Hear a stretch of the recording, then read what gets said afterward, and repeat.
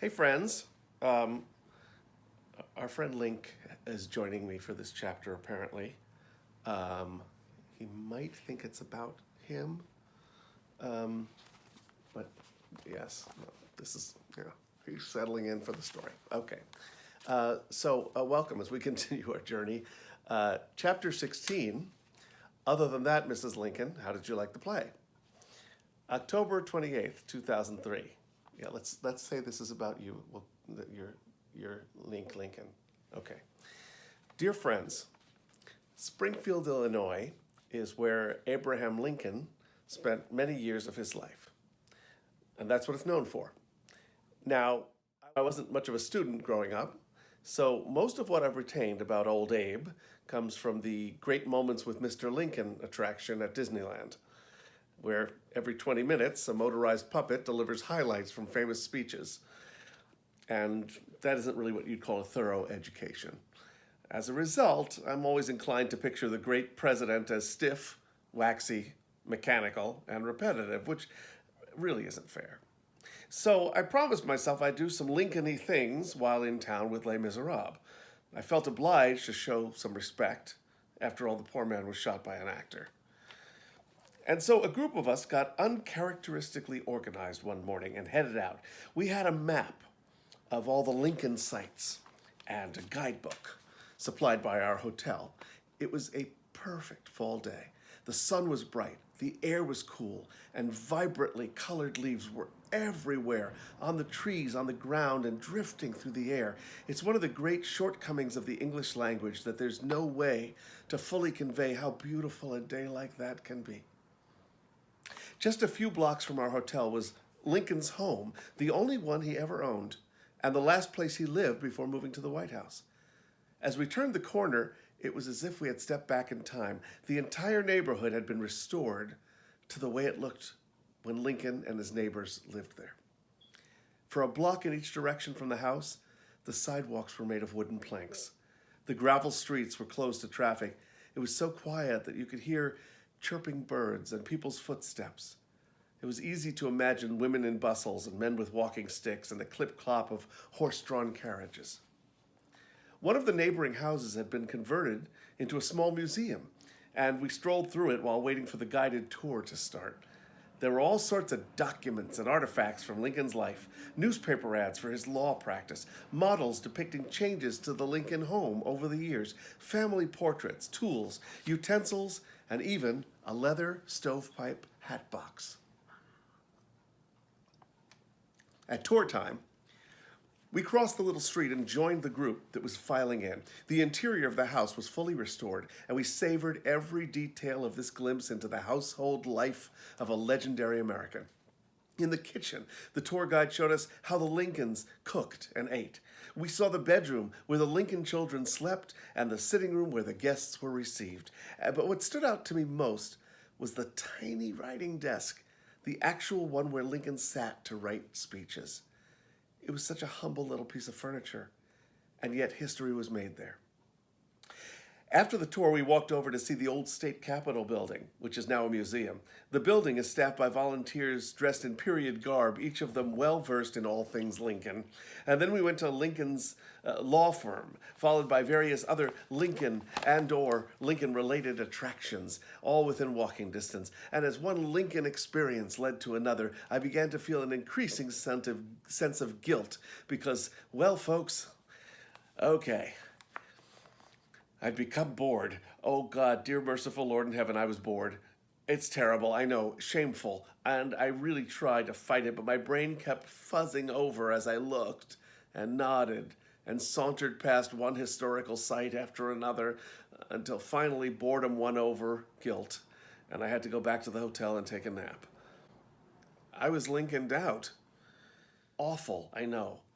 And believe me, I felt ashamed. So ashamed, in fact, that it took an hour and a half to sleep it off.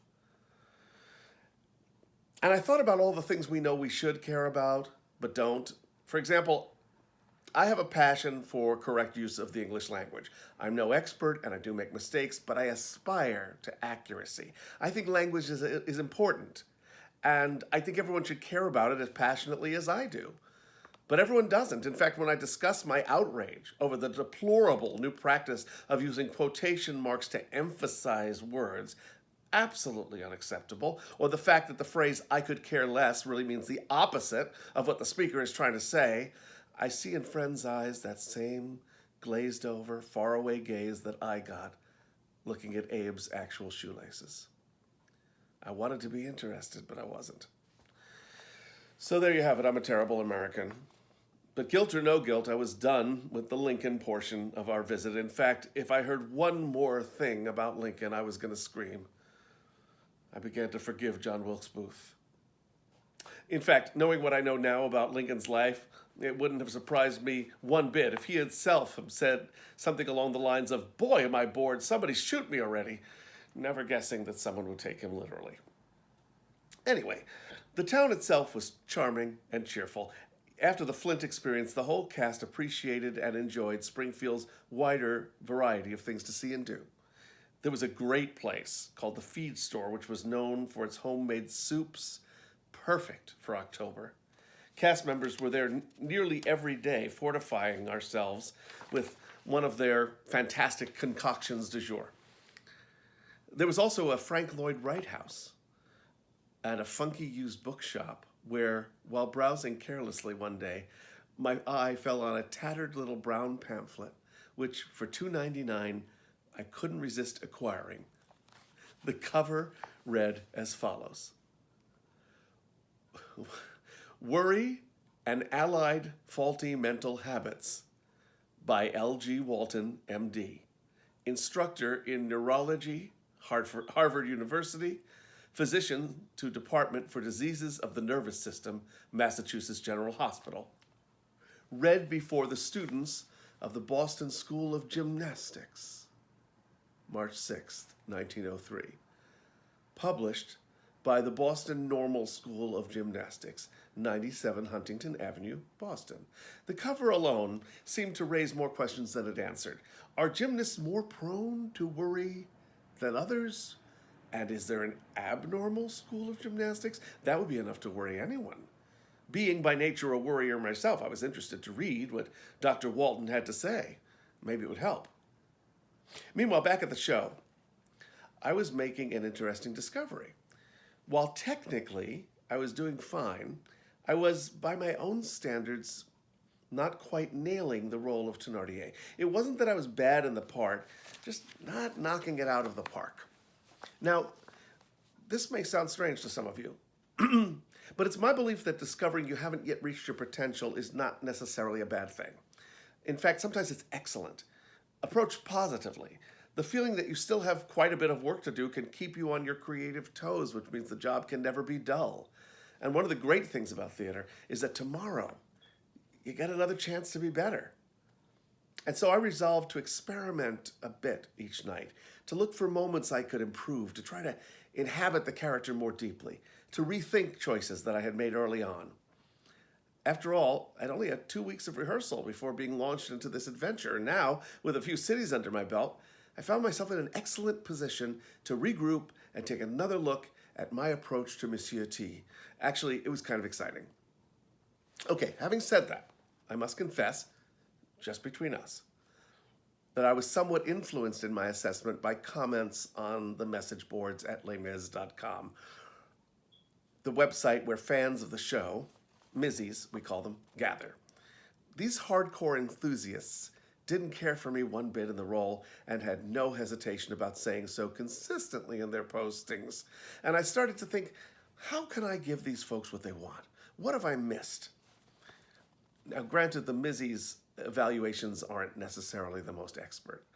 Most of them are either teenage girls who have crushes on our younger male cast members and probably dot their I's with little hearts, or people who've seen the show way too many times.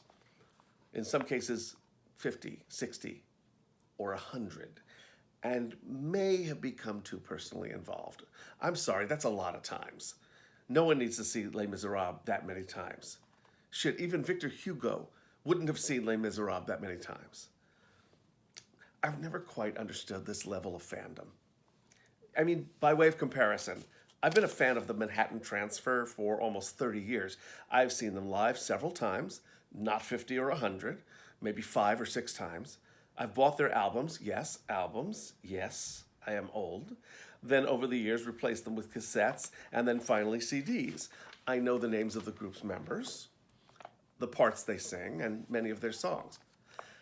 Never once have I dressed up as one of them to attend a Manhattan Transfer fan party. I've never engaged them in an imaginary conversations, planned on marrying one of them, or gone into debt to purchase a souvenir.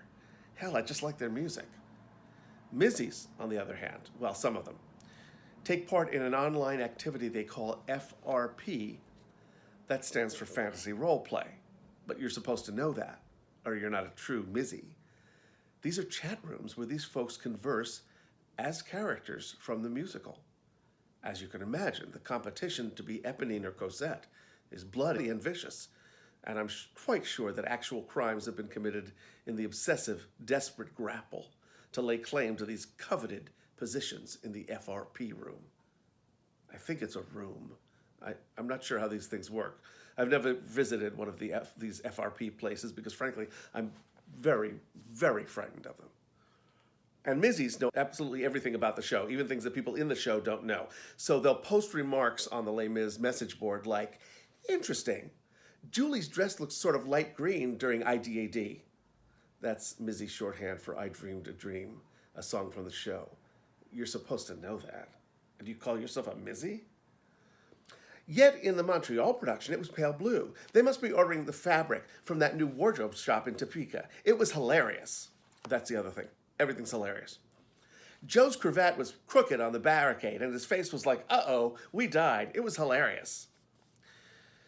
Truth be told, I probably shouldn't have been looking at the website, but what can you do? Call it morbid curiosity. Besides, these were members of our public, and I thought there might be something to learn from their comments on my performance. Not that I was worried about my work. Not worried, mind you. Certainly not. After all, as Dr. Walton says on page 12, try not to worry about whether you will succeed. It only prevents you from succeeding. Put all your efforts into the task itself, and remember that even failure under these circumstances may be better than success at the expense of a prolonged nervous agitation. Indeed. And so, with my sleeves rolled up, I was ready to dig in afresh as we packed up and moved the show to West Point, New York. Life on the road is nice these days. Short stays in interesting places. Fun with the cast. A great role and room to grow. And what's even better? As far as I know, no U.S. presidents were born in West Point. Kostroff. Okay, postscript today. A couple of you have written to ask if I still have books left. Oh, good God.